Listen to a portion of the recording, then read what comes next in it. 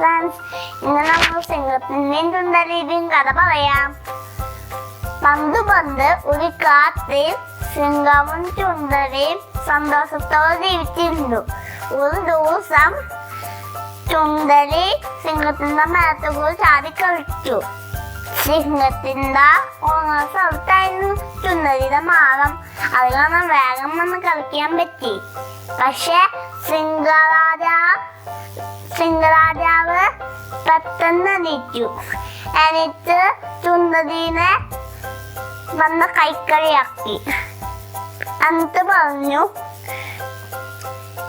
എനിക്ക് നല്ല വിശപ്പുണ്ട്, ഇന്ന് നീ ചാവാൻ പോവാ. അങ്ങനെ പറഞ്ഞു. സിംഹരാജാവേ, ഒന്നും തീരെ കൊല്ലരുത്, കൊന്നില്ലെങ്കിൽ ഒരു ദിവസം നിങ്ങളെ ഞാൻ സഹായിക്കുന്നതാണ്. അപ്പൊ സിംഹം ചിരിച്ചു. ഇത്രയും ചെറിയ നിനക്കാണോ എന്ന് സഹായിക്കാൻ പറ്റിയ? ഇത്രയും വലിയ എന്നെ?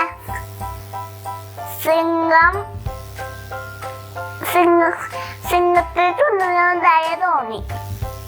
ചുണ്ടലിനെ സിംഹം വിറ്റു. ഒരു ദിവസം സിംഹരാജാവ് വേദന വലയിൽ കുടുങ്ങിയപ്പോ അലറായിരുന്നു. ആ സൗണ്ടം ചുണ്ടലി കേട്ടു. എന്നിട്ട് ചുണ്ടലി തന്റെ മേളത്തിന്റെ പുറത്ത് വന്ന് നോക്കിയപ്പോഴാണ്